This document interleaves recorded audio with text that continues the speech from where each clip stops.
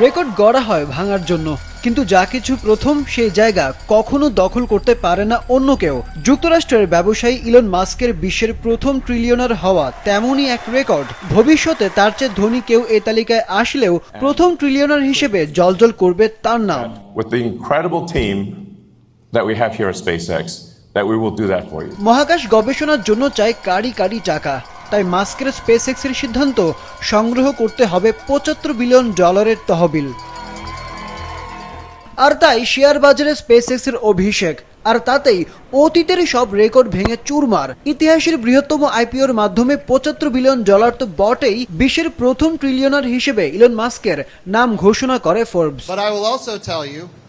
তবে শেয়ার বাজারের আচমকা উত্থান টেকেনি খুব বেশি দিন। পুঁজির ব্যয় বৃদ্ধি, এআই এর পেছনে ব্যাপক খরচ আর উচ্চ সুদের হার সব মিলিয়ে প্রযুক্তি খাতে শেয়ার বিক্রির চাপ সৃষ্টি হয়, যে কারণে বিশ্বের বড় বড় প্রযুক্তি প্রতিষ্ঠানগুলো ক্ষতির মুখে পড়ে। ব্যতিক্রম নয় স্পেসএক্সও।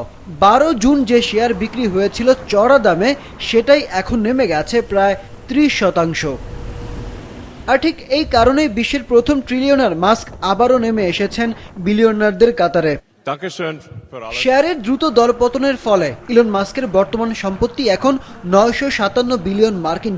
ট্রিলিয়নারের খেতাব হারালেও এখনও বিশ্বের শীর্ষ ধনী তিনি আছেন। তার নিকটতম প্রতিদ্বন্দ্বী গুগলের সহপ্রতিষ্ঠাতা ল্যারি পেজের সম্পত্তির পরিমাণ $296 বিলিয়ন। আরিফ উদ্দিন নবীন, মাছরাঙা, নিউজ ডেস্ক।